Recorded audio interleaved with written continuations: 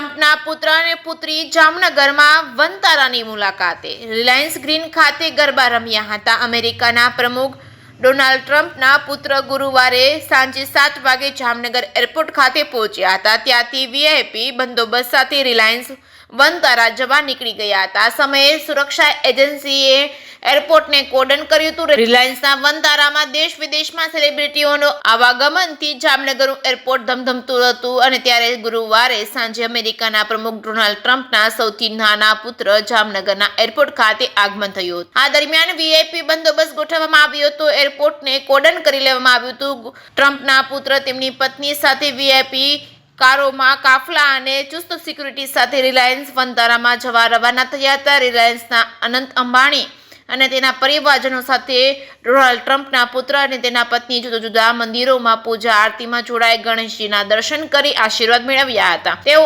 આજે વનતારાની મુલાકાત લેશે. જો કે કંપની તરફથી કોઈ સત્તાવાર માહિતી જાહેર કરવામાં આવી નથી. વધુમાં મળતી વિગત મુજબ અમેરિકન પ્રમુખ ડોનાલ્ડ ટ્રમ્પના પુત્ર શુક્રવારે બપોર બાદ ફરી જામનગર એરપોર્ટ ખાતેથી રવાના થશે. તે દિલ્હીના આગ્રામાં આવેલા તાજમહેલથી પ્લેન મારફતે જામનગર એરપોર્ટ ખાતે પહોંચ્યા હોવાનું જાણવા મળ્યું છે. એરપોર્ટને કોર્ડન કરી લેવામાં આવ્યું છે. જે કે સિંહ સાથે હર્ષલ ખંડેરિયા, જામનગર.